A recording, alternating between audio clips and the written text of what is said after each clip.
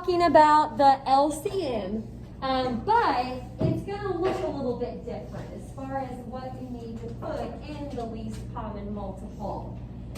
So I'll go ahead and start with a couple problems that just ask for the LCM only.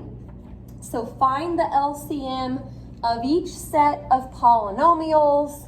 And then after these first two, we'll get to where we are adding and subtracting. That was the title of this section, adding and subtracting rational expressions.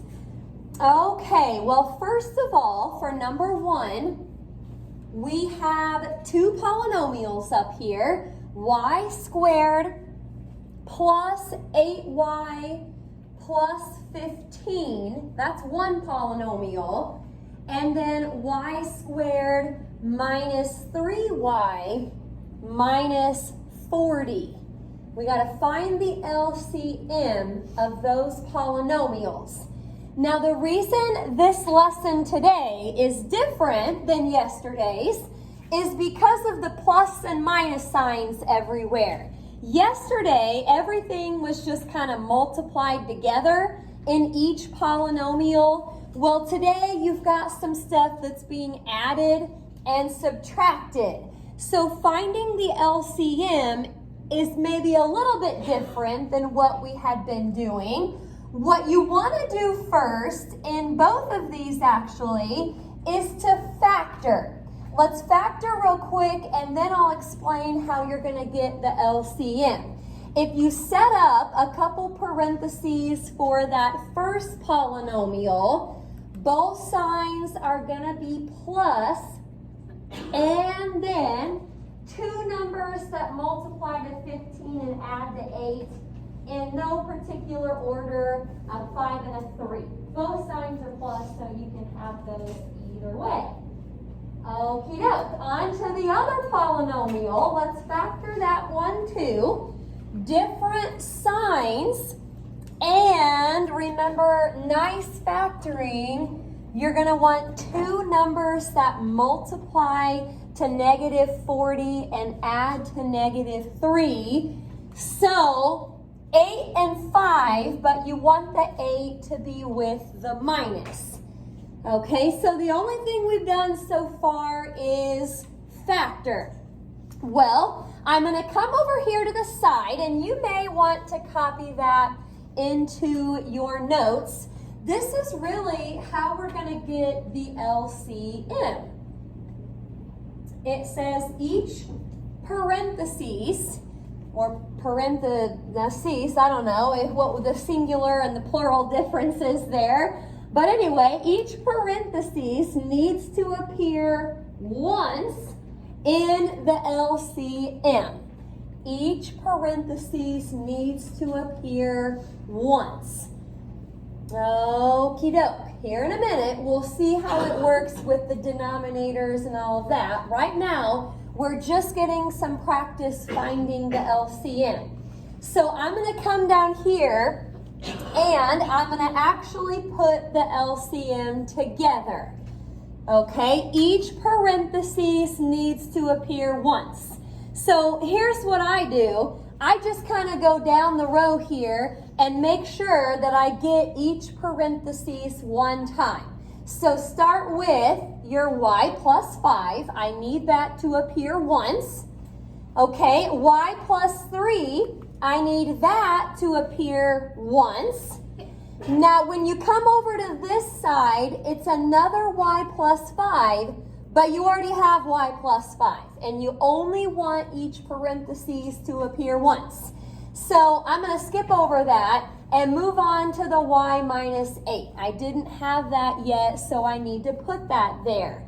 Basically, these are all kind of getting multiplied together. You don't have to FOIL it or anything like that, but you just kind of put them right next to each other, and that's the LCM. Now, what I do need to tell you is that this could be in a different order. Like, for some reason, if you didn't really go down the row like I did, you might have put the y plus 3 first, then maybe the y minus 8, and then maybe you came back and decided to do the y plus 5. That's fine. Multiplication is commutative. So make sure that you're careful with your signs. The 8 needs to be with the minus right there. But as far as the order of the parentheses goes, it doesn't matter. You can have those moved around. Okie doke. Well, that's not too bad. Like I said, this I think is a little bit easier than what we were doing yesterday. Okie doke. And number 2 is up here. 4a squared minus 12a minus 16, and then 2a squared minus 18a plus 40. All right, now thinking about that quiz on Monday, some of our problems will kind of be mixed in probably from part 1 and part 2. So you'll just have to be on the lookout for the problems that look like they can be factored, which is something like this, or problems like yesterday where everything was just kind of multiplied together. Now, as far as factoring goes, for this part right here, remember, first rule of factoring is to pull out the GCF. And it looks like all of those could be divided by 4. So I'm not letting the 4 disappear. I want to keep the 4 out front, but then I divide all that by 4 to see what the leftovers are. Okay, now we probably need to keep going. Leave the 4 out front, and let's set up a couple parentheses to factor everything else. Signs are different. 2 numbers that multiply to -4 add to -3. You're going to want a -4 and a +1. Okie doke. On to that side. Well, looky there, another GCF. This time it's 2. So I pull the 2 out front, and then I keep going. Both signs are going to be minus over here. And either a 5 and a 4 or a 4 and a 5, either way is fine. Now, I already know what to do with the parentheses. Each parentheses needs to appear once. Now, on this problem, though, you also have numbers out front. So we may have to do what we were doing yesterday with the numbers. LCM. What is the smallest number that could be divided by both 4 and 2? Anybody know? 4. Kind of a trick question. It is 4. Sometimes the LCM ends up being just one of those numbers. The least common multiple, smallest number that could be divided by 4 and 2 is 4. Now that that's done, let's go through and put each parentheses once. So you need an a plus 1, an a minus 4, and an a minus 5. You don't need to put the a minus 4 twice. And remember, the order here does not matter. You probably want to leave the 4 out front, but I don't know, you could put the a minus 4 first or last. It doesn't matter, just as long as you have all of those. So that's kind of what we're dealing with today. We're still adding and subtracting rational expressions. That's actually going to be our next set of problems here. It's just going to be different when you go to find the least common denominator. Okie doke. Directions. Here they are. We're going to simplify each expression. And I'll go ahead and put the first one up. Technically, this is number 3 for the day. We've got a 4x over x squared plus 9x plus 18. And we're adding to that 5 over x plus 6. Okie doke. Adding fractions. You need to have common denominators. Again, this is different than yesterday because what you have down here, at least for this part, can be factored. Let's factor wherever we can. Now, it turns out on this problem, the only place we can factor is right here. We're going to set up a couple parentheses down there. Both signs will be plus, and two numbers that multiply to 18 and add the 9 should be 6 and 3, or 3 and 6, however you want to do that. And the second fraction, I'm just going to have to leave that alone for right now. So factor wherever you can. Now, let's come down here and decide what the LCD is. Least common denominator, or in other words, it's the least common multiple of the denominators. Now, if it throws you off that this doesn't have parentheses, you can just stick some parentheses around that if you want. So looking at the bottom of each fraction, I want to make sure each parentheses appears once. So here goes nothing. X plus 6 needs to be there once. X plus 3 needs to be there once. You already have x plus 6 right here. So that's the LCD. That's what I want both of my denominators to be. Now, lucky for us, this fraction right here already has the LCD. You don't have to touch this fraction at all. It already has what we want on bottom, but this fraction over here only has the x plus 6. It needs the x plus 3. So kind of like yesterday, once you decide what you need to multiply by on bottom, you're also going to have to do that on top. You got to keep things even. Whatever you do to one part, you'll have to do to the other. Okie doke. Now, first fraction, I have not touched it. It's still 4x over x plus 6 times x plus 3. Now, for the second fraction, if you look on top here, I went ahead and just kind of put the 5 right in front of the x plus 3. But I'll go ahead and tell you, in my next step here, I'm going to have to distribute the 5. The 5 needs to get multiplied by the whole thing. So I'll go ahead and actually set up my fraction here that should give me or get me close to what my final answer is.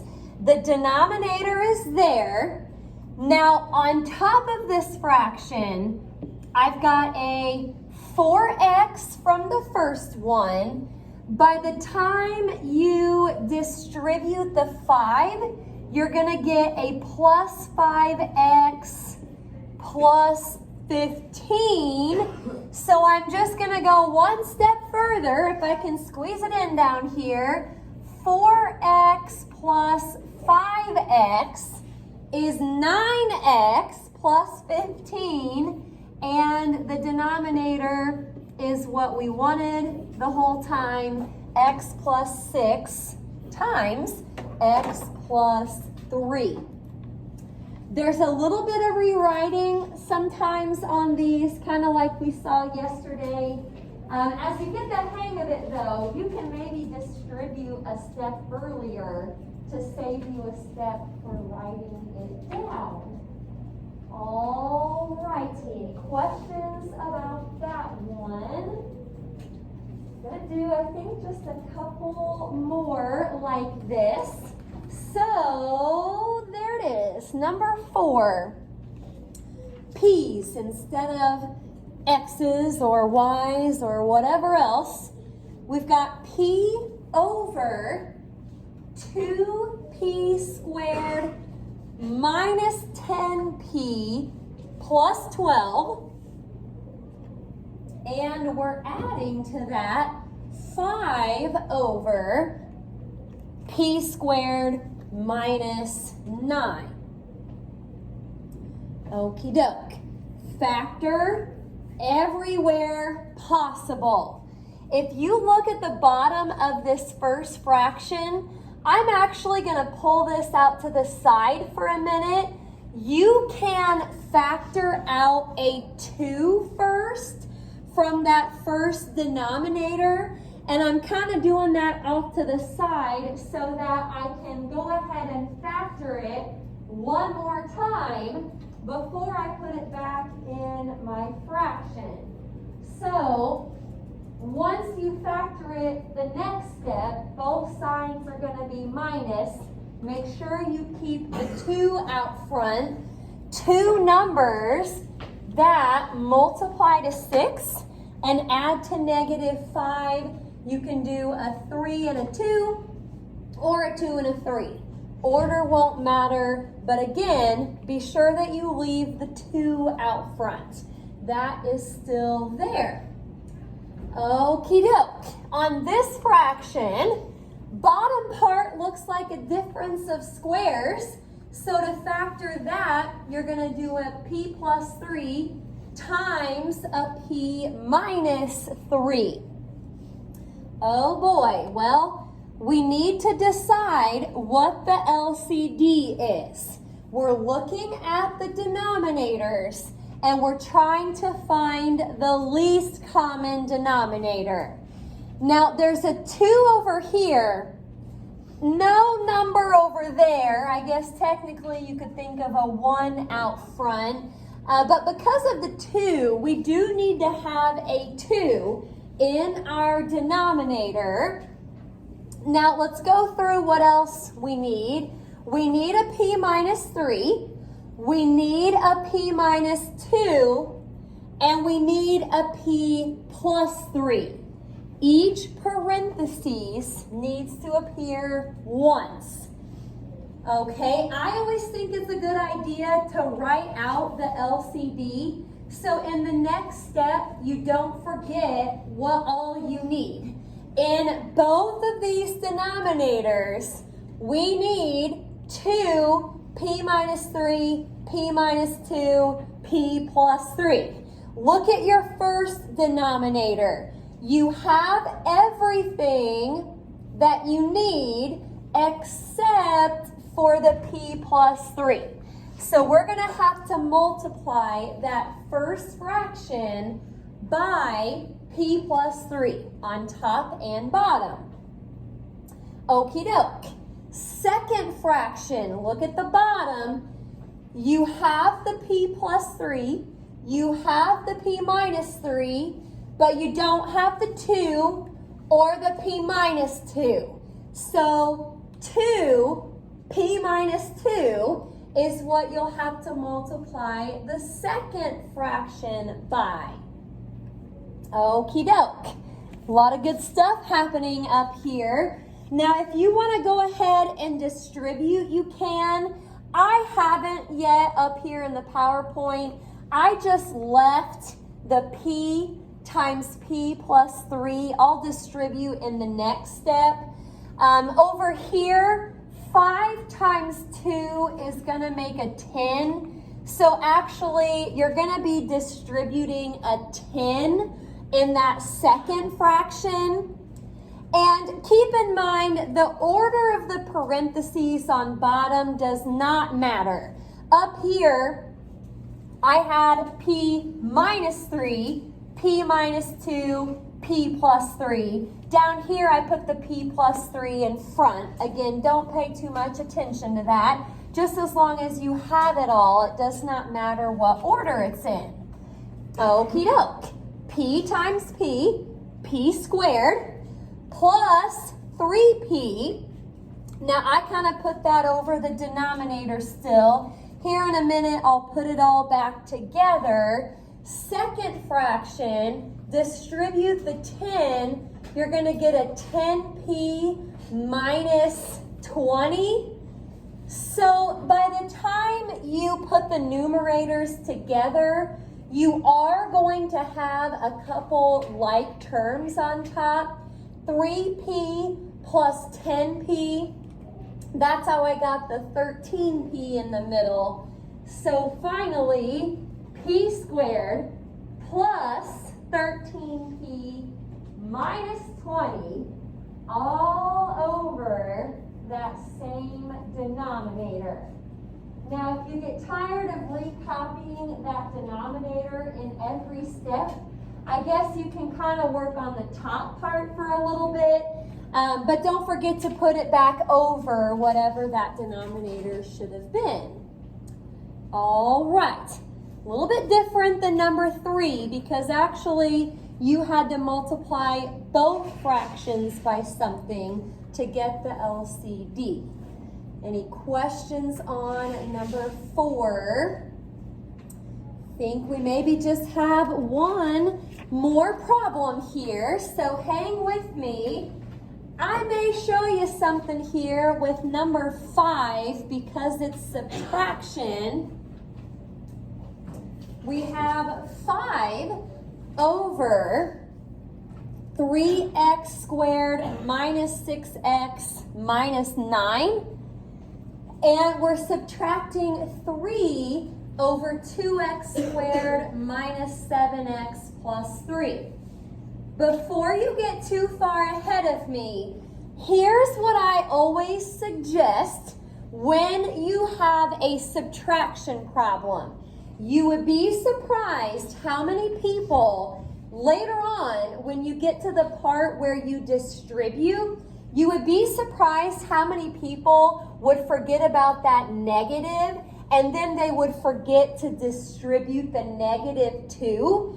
So what I suggest is, if you have a subtraction problem, change it to a plus, change it to addition, and just come back here to that second fraction and make the sign the opposite. So instead of subtracting positive 3, let's think of it as adding negative 3. I like to put the negative up there because, again, later on when I distribute, if it's up here, I'm less likely to forget about it. If it's in the middle, I don't know if I'll remember it or not. So that's something to keep in mind.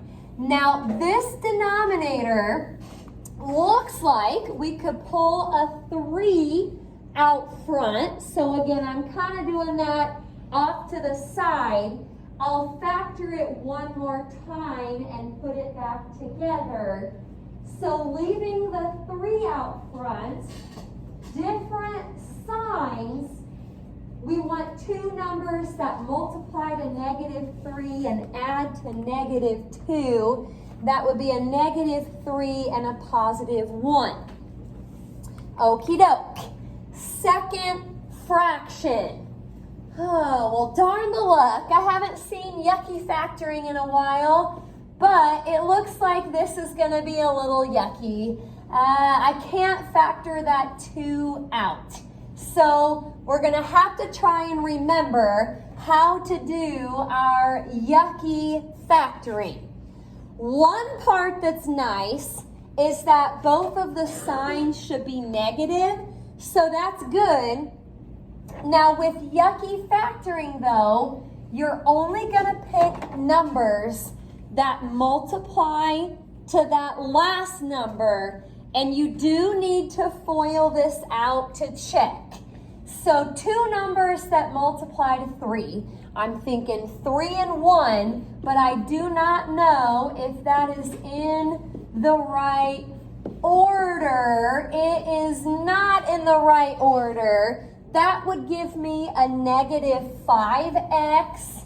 So if I switch the order, let me check this out. 2x squared minus 6x minus 1x, that is good. So it's 2x minus 1 times x plus 3. Now let's put the LCD together.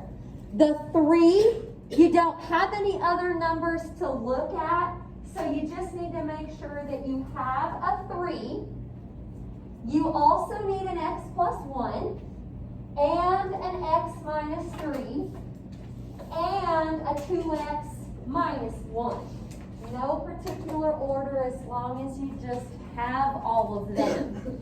Alrighty, this fraction's looking good, except it doesn't have the 2x minus 1.